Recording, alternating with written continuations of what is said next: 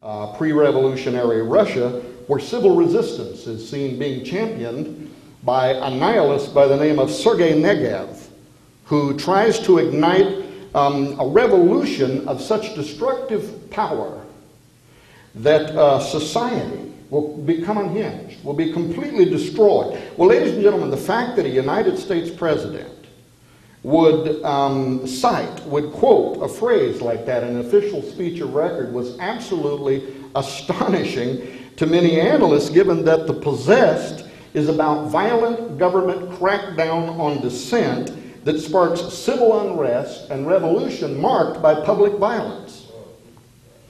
Furthermore, Fire in the Minds of Men is also a title that historian James H. Billington, as Dr. Monteith has quite often referred to, chose for his famous book on the history of revolutions, including the origin of occult Freemasonry and its influence in the American Revolution, which was also very interesting because in his closing statements, Bush himself referred to the Masonic involvement in the American Revolution, saying, when our founders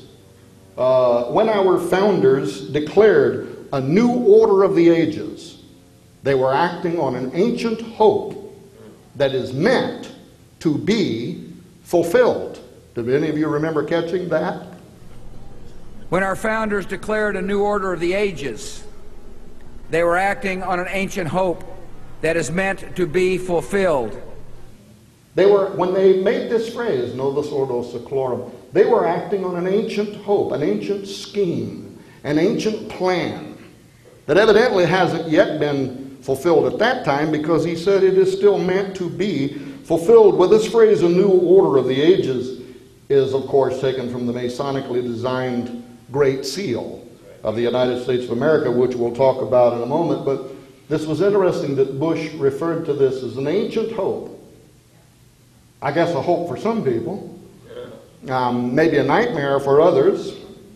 But to the illumined elite, really, and a handful of historians and scholars, these inaugural addresses by the president were really just important additions in a larger series of carefully crafted speeches in which line-by-line analysis of his public references seemed to be uncovering what appeared to be coded messages that were being sent to somebody. And by the way, I wasn't the only one that saw that. I wrote a lot about it. I wrote about it for WorldNet Daily. I wrote about it for News with Views. Dr. Stan and I talked about it on 2 or 3 shows. About biblical scholar Bruce Lincoln discovered the same thing. Surprisingly, in his examinations of speeches by Bush.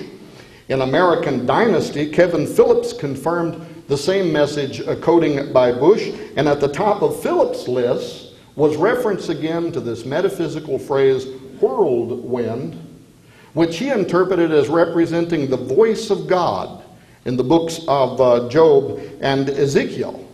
Of course, from an esoteric point of view, Phillips was either unaware of or was unwilling to discuss the deeper contemporary meaning of that language and its known importance to secret societies, which we will come to in a moment. But author Bob Woodward noted the same thing in his book, Bush at War, talking about how just 3 days after 9/11, the president began using, in his phrase here, a bizarre mix of Armageddon theology in presidential briefings. In fact, we've learned a lot more about this recently, and how Bush, in fact, may have even been being manipulated. Now, was he in on it? Probably. But at what level did it go even higher than the president? Because we know that there are powers operating much higher than the president. And it seemed that even, Donald Rumsfeld, remember this, that was in the news maybe 6-7 months ago as defense secretary, he was routinely transcribing or adorning top secret memos for both the president and cabinet members during the Iraq War, using prophetic quotations from the Bible. So it absolutely, and of course Donald Rumsfeld is on record as having known religious persuasions or convictions that would be similar to what is known about the Bush family. So it absolutely appeared that there was a hand that was operating behind the president, that was even manipulating the president of the United States, but for what purpose? To what end? We know the race is not to the swift, nor the battle to the strong.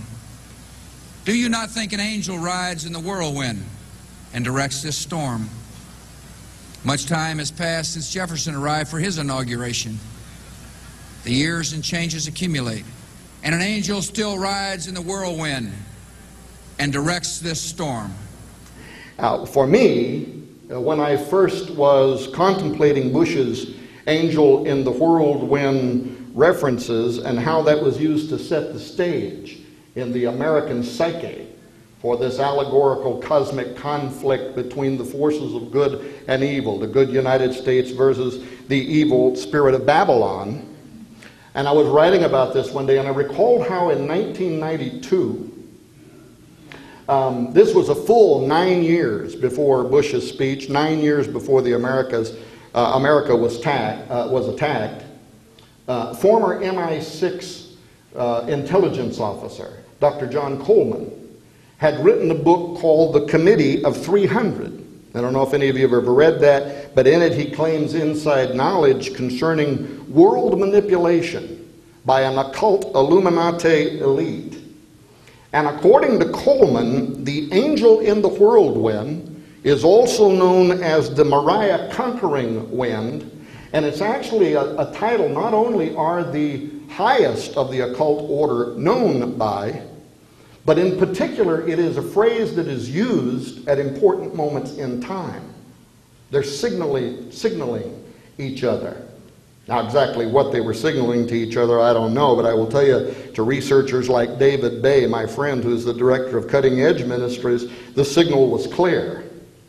The events surrounding 9/11 was, in his opinion, either designed for or was handily used for, after the fact, a catalyst to set the stage for the final stages in the Masonic Baconian dream of the New Atlantis. The New Atlantis, of course, being what Freemason and Rosicrucian adepts of Bacon believed was the goal of the Americas, that the United States was to become the new Atlantis. Now, among other things, I will say this. At an occult level, at a deeply occult level, if before 9/11 leaders of truly dark powers had determined that the ascendancy for the new Atlantis had finally arrived, then occult magical tradition suggests that they might have triggered an event. And this would be something surrounding a mega ritual offering. I mean, are we talking about the people who died on 9/11? I would sure hope not. But it would have to be something powerful enough, according to their belief system, to move, to compel this angel in the whirlwind, these supernatural forces to whom they have made their allegiance. It would have to be something that would instigate a series of events towards a Novus Ordo Seclorum or an Ordo ad Chao, a series of events leading us into such chaos that it would bring the world to its knees in hopes of redemption, in hopes of a Savior, in hope of somebody.